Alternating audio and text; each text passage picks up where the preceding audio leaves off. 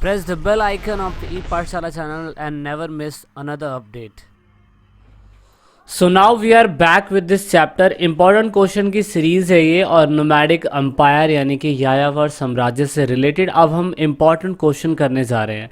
इस वीडियो के अंदर आपने पूरी तरीके से टॉप 10 क्वेश्चन देखने हैं जो पेपर के पॉइंट ऑफ व्यू से बहुत इंपॉर्टेंट है। मेरा नाम विजय है और आपका ई पाठशाला में बहुत बहुत स्वागत है। आपने अगर इस चैप्टर से रिलेटेड वीडियो देखी है तो बहुत बहुत थैंक यू उसके लिए। अगर आपने नहीं देखी है तो आप जाके वॉच आउट कर सकते हैं, जिससे आपको काफ़ी हद तक इन क्वेश्चन आंसर्स को समझने में मदद मिलेगी। अगर आपको इस चैप्टर से रिलेटेड एमसीक्यू क्वेश्चन देखने हैं तो वो भी आपको चैनल पे मिल जाएंगे। तो आइए स्टार्ट करते हैं क्वेश्चन नंबर 1 के साथ।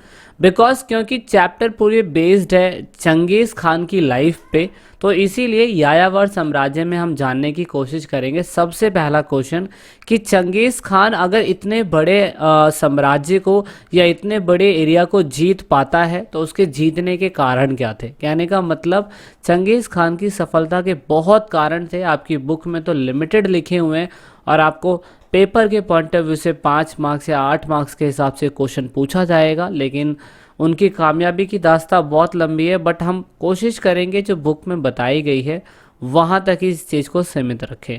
तो इसका जो आंसर आपको लिखना पड़ेगा, आप 6 पॉइंट लिखिए। अगर मैं कह सकता हूँ कि 5 मार्क्स का है तो 5 पॉइंट लिख दीजिए, 8 मार्क्स है तो 8 पॉइंट लिख दीजिए। तो उसकी कुछ ये विशेषताएं थी सफलता के कारण की, जैसे एग्जाम्पल के लिए वो जन्मजात से ही मैं बोल सकता हूँ एक अच्छे सेनापति, एक अच्छे कमांडर थे। शुरुआत से ही उनकी फैमिली एक तरीके से फाइटर फैमिली से बिलोंग करती थी। तो इस हिसाब से हम पहला पॉइंट तो ये बोल सकते हैं कि कहीं ना कहीं वो इस मामले में लकी रहे थे कि उनको ये चीज़ जो एक मैं कह सकता हूँ कमांडर की पोस्ट या काम करने का तरीका जो उनके पास था वो बचपन से ही था। उसके बाद अगर सेकंड पॉइंट पे फोकस करें तो आप देखेंगे कि जिस तरीके से उन्होंने अर्ली टाइम पीरियड में तलवारबाजी या लड़ने की क्षमता को सीखा, तो उससे उन्होंने एक डिसिप्लिन आर्मी जो है उसको एंगेज करा, बनाया, और इसकी वजह से वो आर्मी इतनी ज़्यादा मतलब मैं कह सकता हूँ कि डिसिप्लिन थी कि वो बड़े से बड़े युद्ध का सामना बहुत आसानी से कर लिया करती थी। इवन वो यहाँ तक सीमित नहीं रहे। उन्होंने जिस तरीके से आप देखते हैं ना, हर किसी आर्मी के अंदर एक गुप्तचर विभाग होता है, जिससे आप देखते हैं कि वो बहुत ही इंटेलिजेंस तरीके से फोकस करते हैं किसी भी सामने अपोजिशन जिससे वो वॉर लड़ रहे हैं उनकी सारी इन्फॉर्मेशन निकालने का। तो ऐसा ही सेम थर्ड पॉइंट पे बता रखा है कि वो अपने अनुशासित सेना के साथ साथ अपनी स्पाई आर्मी जो होती थी उसको भी काफ़ी अच्छी तरीके से ऑर्गेनाइज करके रखते थे।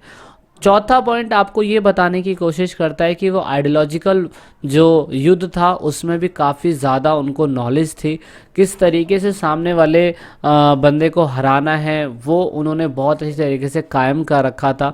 इवन उन्होंने यहाँ तक अपनी सेना को बना रखा था कि उनकी सेना का जो टेरर था, आतंक था, वो इतना ब्रॉड था, इतना बड़ा था कि आप देखेंगे कि लोग उनसे लड़ने की सोचते भी नहीं थे, क्योंकि उनके जो सैनिक थे वो पूरी अच्छी तरीके से मैं बोल सकता हूँ हॉर्स राइडर थे और तीर अंदाजी में बहुत अच्छी तरीके से कुशल थे, वेल स्केल थे। इसीलिए इतने बड़े साम्राज्य को उन्होंने कैप्चर करके दिखाया था। कुछ हिस्से जो थे छूट गए थे एशिया के, लेकिन मैं बोल सकता हूँ most of the part Changez Khan की अंडरटेकिंग में उस टाइम पीरियड पे था। So that is why Changez Khan is a great warrior for us. और इसीलिए आपको इस 5th चैप्टर के अंदर चंगेज़ खान की स्टोरी के बारे में बताया हुआ है। अगर आपको चंगेज़ खान की सफलता के कारण से रिलेटेड क्वेश्चन आता है तो आप एग्जैक्टली ये पॉइंट लिख सकते हैं। एग्जामिनर आपके क्वेश्चन से इम्प्रेस होगा आंसर से, जिस तरीके से आप आंसर को लिखेंगे। तो ये 5 मार्क्स के हिसाब से या 8 मार्क्स के हिसाब से आप इन पॉइंट्स को लिख सकते हैं। So this is the first question. अब बात करते हैं क्वेश्चन नंबर 2 की, जहाँ पे चंगेज़ खान अपनी सफलताओं की वजह से जाने जाते थे, वहीं चंगेज़ खान कहीं ना कहीं लोगों के बीच में अनपॉपुलर भी थे। दैट मीन्स उनकी अलोकप्रियता भी बहुत ज़्यादा थी। चंगेज़ खान ने वॉर के समय बहुत ज़्यादा लोगों को नुकसान पहुंचाया और इसकी वजह से ये क्वेश्चन भी पेपर में एग्जामिनर आपसे पूछ सकता है कि चंगेज़ खान अगर उनकी अलोकप्रियता हुई, मतलब लोग उनकी बुराई करते थे तो क्यों करते थे। तो उसके कारण भी बहुत सारे हैं, जिनमें से अगर आप ये देखने की कोशिश करेंगे कि जिस टाइम पे मंगोलों की सेना जब दौरे पे होती थी, जब वो अपने कैंपेन पे होती थी, तो मंगोल लोग अपनी आतंक को फैलाने के लिए कई बार कई खूबसूरत शहरों का विनाश कर दिया करते थे, जिसमें से हमने बुखारो करके एक शहर पढ़ा था बुक के अंदर, अगर आपको याद हो। बुखारो करके एक जगह थी जहाँ पे मंगोल के एक सैनिक को या एक बहुत बड़े मिलिट्री को वहाँ के राज्य के लोगों ने मारा, तो उसके गुस्से के चक्कर में चंगेज़ खान ने पूरा का पूरा एक अच्छा खासा शहर जला दिया। तो एक तो इस वजह से उनकी अलोकप्रियता बहुत ज़्यादा थी। इवन उनकी अलोकप्रियता इसलिए भी ज़्यादा थी कि जब वो आक्रमण किया करते थे ना, तो कृषि जैसे इलाकों को भी पूरी तरीके से नष्ट कर दिया करते थे।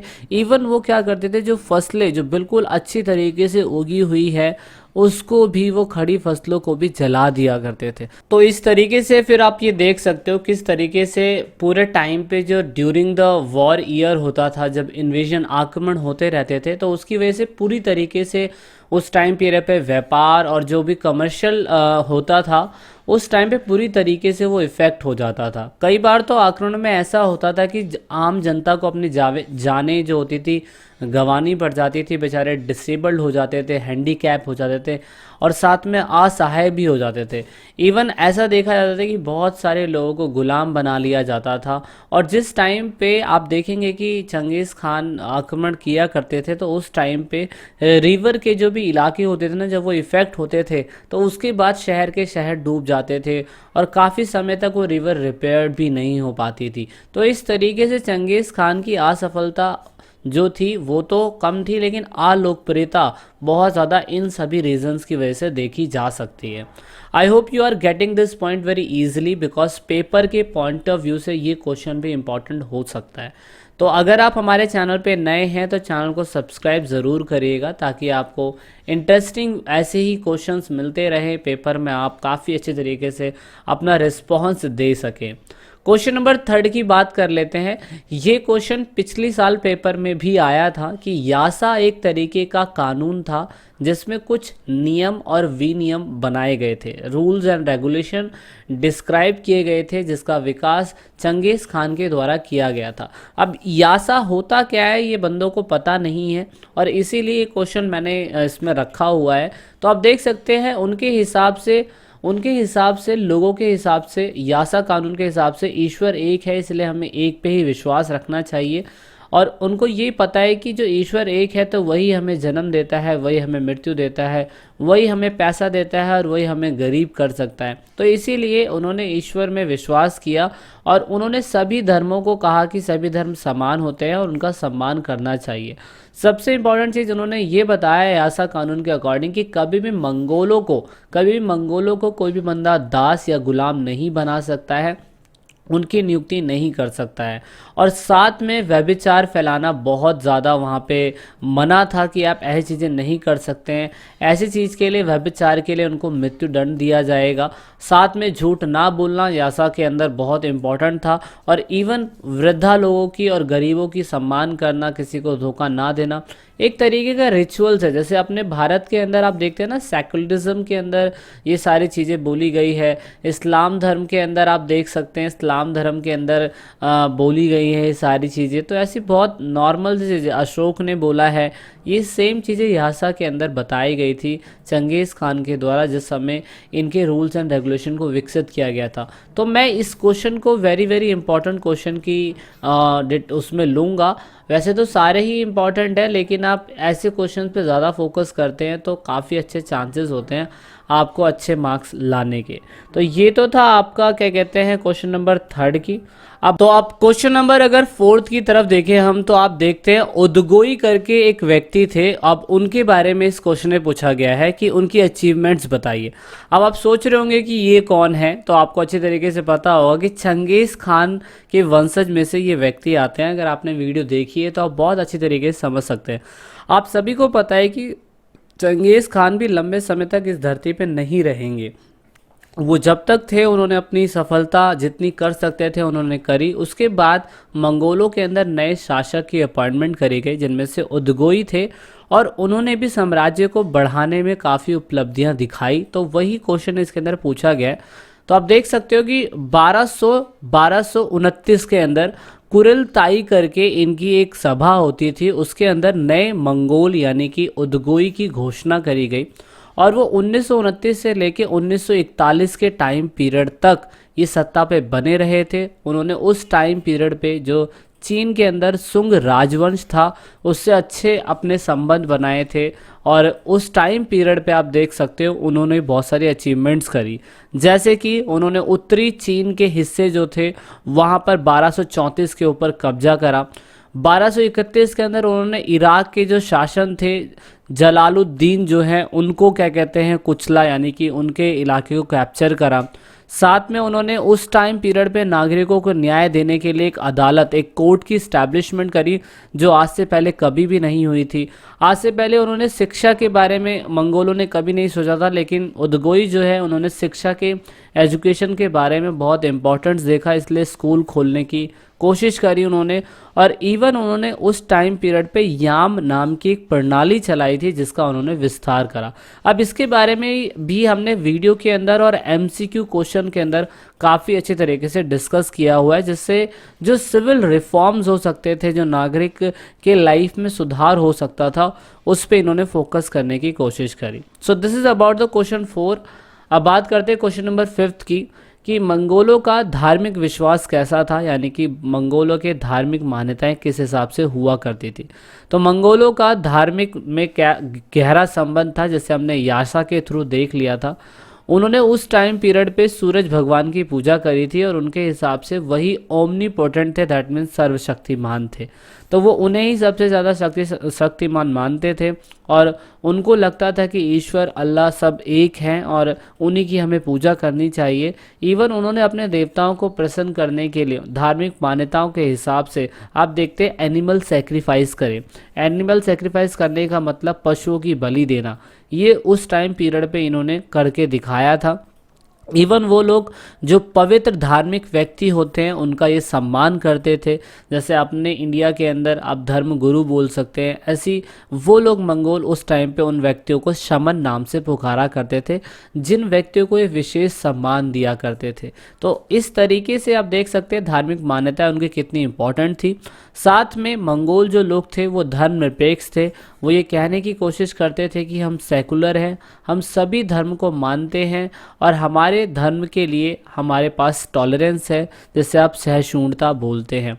मंगोलों ने हमेशा यही बोला कि जो मंगोलों के अंदर जो भर्ती हुआ करेंगे, जैसे कि सेना के अंदर भर्ती करेंगे, उसमें हम धर्म के नाम पर कुछ ऐसा नहीं करेंगे कि जो मंगोल होंगे वही सेना में भर्ती हो सकते हैं, दूसरे धर्म के लोग सेना में भर्ती नहीं हो सकते हैं।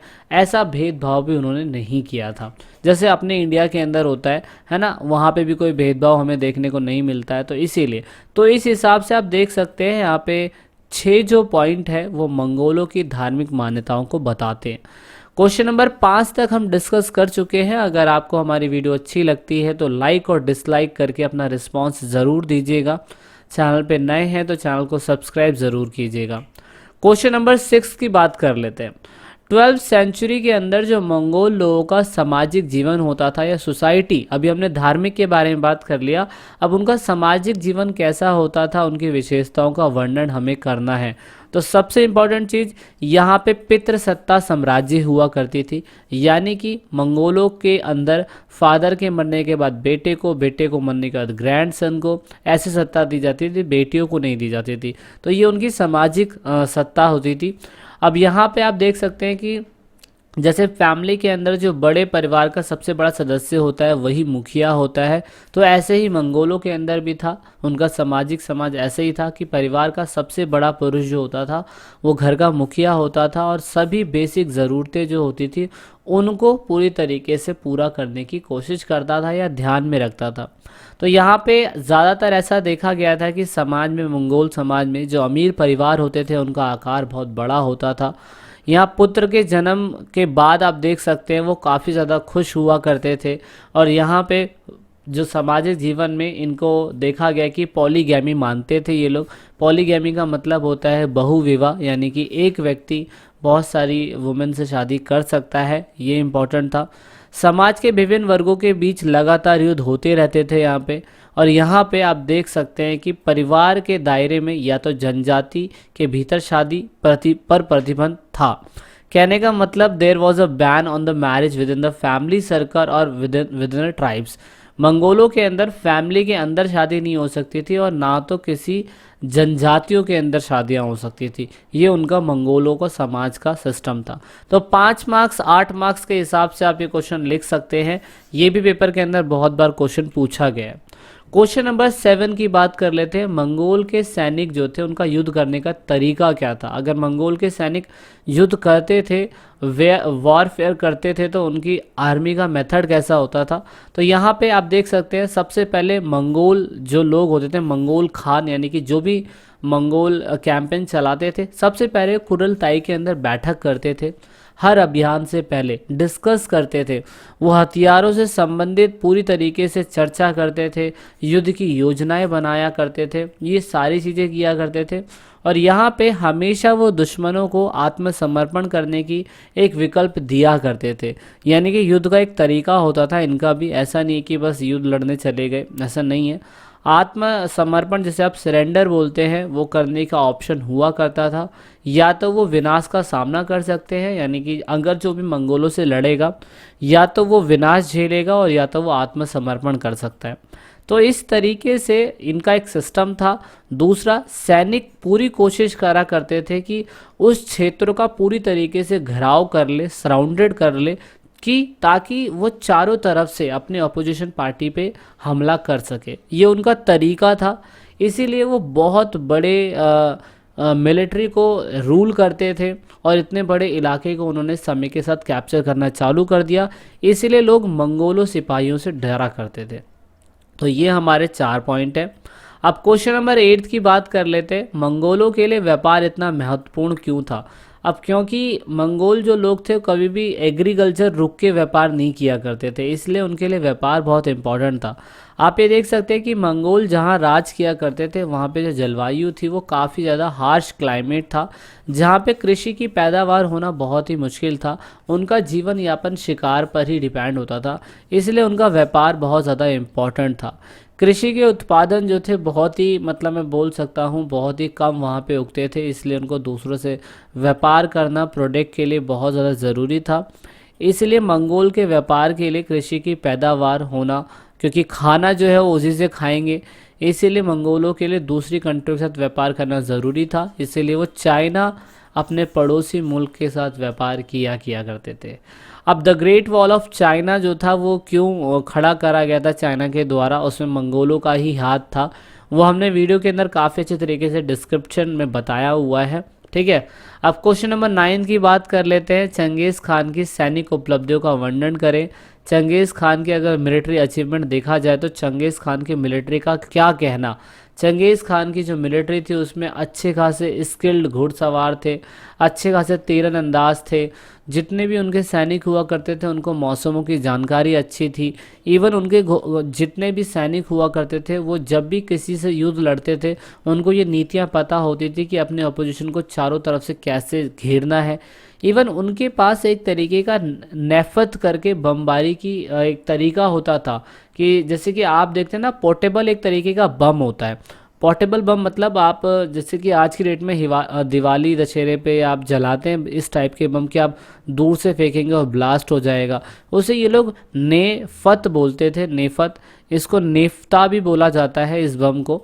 तो ये जो बम होता था एक पोर्टेबल होता था बम, तो ये इसका इस्तेमाल किया करते थे। जब ये घोड़े पे चला करते थे तो कोशिश किया करते थे कि सारे के सारे सैनिक ऐसे लाइट मूविंग इक्विपमेंट का इस्तेमाल किया कर सके जो बहुत आसान से एक प्लेस से दूसरे प्लेस पे चला जाए। तो इसीलिए सैनिक उपलब्धियां इनकी बहुत ही सारी थी। तो आप इन्हें पेपर में एक्सप्लेन कर देंगे तो एग्जामिनर आपके आंसर से बहुत खुश होगा। लास्ट क्वेश्चन की बात कर लेते हैं। अगर मंगोल साम्राज्य ख़त्म हुआ तो उनके ख़त्म होने के कारण क्या थे, क्योंकि मंगोलों ने इतना बड़ा मतलब इलाका कैप्चर किया, तो क्या कारण थे। तो बहुत सारे मौलिक कारण हम देख सकते हैं, जिसमें से नंबर 1, उनकी संख्या जो थी बहुत ही ज़्यादा कम होती चली गई थी समय के हिसाब से। इवन वो अपनी प्रजा, जो भी मंगोल लोग थे, वो एक जंगली तरह से माने जाते थे, कहीं भी जाते थे शिकार किया करते थे, किसी को मार दिया करते थे। इस हिसाब से वो अपनी प्रजा की अपेक्षा में कम सभ्य थे, यानी कि कम सिविलाइज थे, इसी वजह से। और दूसरा, यहाँ पे आपसी विरोध जो उनकी सभ्यता के अंदर देखा गया वो बहुत ही ज़्यादा देखा जा रहा था, तो इसी वजह से। और मंगोलों द्वारा ऐसा देखा गया कि मंगोलों ने अन्य धर्मों को अपनाया, और ये सबसे बुरी बात थी कि उनका अपना खुद का कोई धर्म नहीं था, तो ये भी दिक्कत वाली बात मानी जा सकती है। और भी कारण हो सकते हैं जो आप फाइंड आउट कर सकते हैं। अगर आपको और इम्पॉर्टेंट क्वेश्चन चाहिए इस चैप्टर से रिलेटेड या सभी चैप्टर से रिलेटेड, तो इस वीडियो के डिस्क्रिप्शन में आपको सैम्पल पेपर और साथ में स्टडी मटेरियल है या गाइड है, उसकी लिंक भी आपको मिल जाएगी, जहाँ पे आप जाके चेकआउट कर सकते हैं। So this is the 10 question of this chapter. I hope आपको ये वीडियो पसंद आई होगी। तो जब तक के लिए आज़ाद रहे, गाज़ियाबाद रहे, और हमारी वीडियोस देखते रहे। अब मिलते हैं जल्द ही हम लोग नेक्स्ट वीडियो के अंदर। This is it in this video. तो लास्ट में दोस्तों, अगर आप वीडियो को देख रहे हैं और ई पाठशाला चैनल के आप सब्सक्राइबर हैं या नए सब्सक्राइबर हैं, तो ई पाठशाला की टीम से आप सभी को यही रिक्वेस्ट है कि आप इन सभी वीडियो को अपने दोस्तों के साथ शेयर ज़रूर करें, और कोशिश करें कि आप दूसरों को शेयर करवाने के लिए बोलें, क्योंकि आप जितना वीडियो को शेयर करेंगे उतना ही हम और लोगों की मदद कर पाएंगे, क्योंकि पढ़ेगा इंडिया जब भी बढ़ेगा इंडिया। तो वीडियो के लास्ट में वीडियो को एंड तक देखने के लिए, चैनल को सपोर्ट करने के लिए बहुत बहुत धन्यवाद। जय हिंद, जय भारत।